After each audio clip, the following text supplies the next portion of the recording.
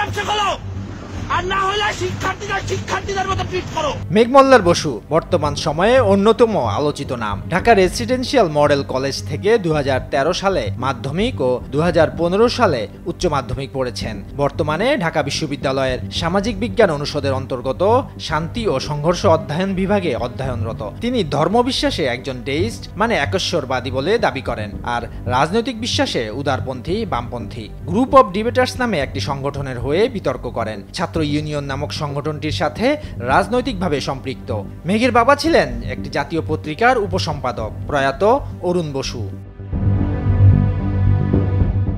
বিভিন্ন সময়ে নানা আন্দোলনে তাকে সক্রিয় দেখা গেছে, তবে তার বিরুদ্ধে নানা বিদ্বেষমূলক কথাবার্তা বলার অভিযোগ করছেন অনেকে। তিনি মূলত ছাত্র ইউনিয়নের বিদ্রোহী অংশের ঢাকা বিশ্ববিদ্যালয় শাখার সভাপতি। মূলধারার ছাত্র ইউনিয়নের দাবি মেঘমল্লার ছাত্র ইউনিয়নের কেউ নন। তবে মেঘমল্লার এই দাবি নাকচ করে দিয়ে বলেছেন, বিশ্ববিদ্যালয়ের সভাপতি না হলে আমাকে নিয়ে এত আলোচনা কেন। 2021 সালের ফেব্রুয়ারিতে সংগঠনের গঠনতন্ত্র লঙ্ঘনের দায়ে 7 নেতাকে 6 মাসের জন্য বহিষ্কার এবং কমিটি বিলুপ্ত করে ছাত্র ইউনিয়ন। সে সময় ঢাকা বিশ্ববিদ্যালয় শাখার সহকারী সম্পাদক ছিলেন মেঘমল্লার বসু।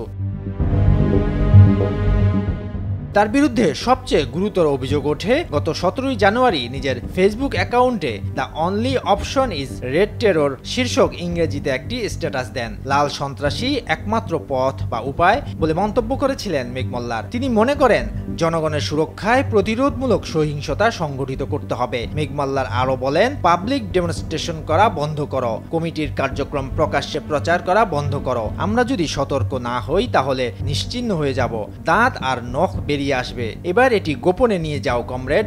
এভাবে গোপন তৎপরতার সবক দেন তিনি।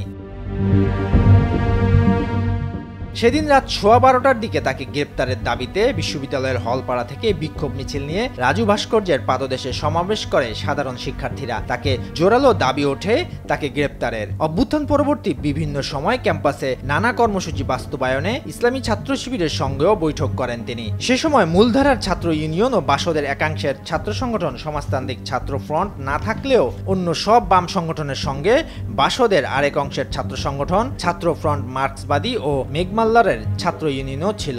এছাড়া গেল 5 আগস্ট ঢাকা বিশ্ববিদ্যালয়ের টিএসসিতে ঢাবি ছাত্র শিবির আয়োজিত প্রদর্শনীতে জামাত নেতাদের ছবি প্রদর্শন করাকে কেন্দ্র করে বিক্ষোভ করে বাম ছাত্র সংগঠনগুলো। এই সময় বিক্ষোভে মেঘমল্লার বসু স্লোগান দেন, সাদিক কায়েম পাকিস্তানি, তুমিও জানো আমিও জানি। এমন স্লোগানে তিনি শিক্ষার্থীদের কড়া সমালোচনার মুখে পড়েন, যার পরিপ্রেক্ষিতে পরে তিনি ভুল স্বীকার করে ক্ষমাও চেয়েছেন।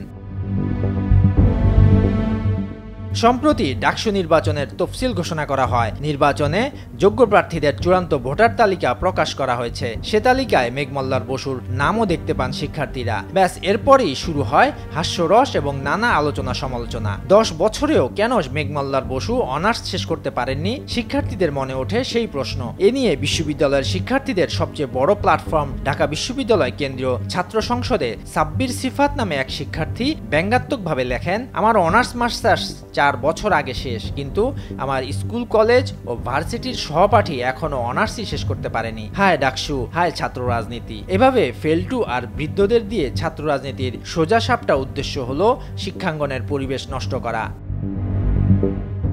ইসা বিন করিম নামে আরেক শিক্ষার্থী লেখেন, বসু আসলে তার ক্লাসে স্থায়ীভাবে বসে গেছে। এছাড়া অনেকেই মজা করে বলছেন মেঘমল্লার বসু অনার্স 10ম বর্ষের শিক্ষার্থী।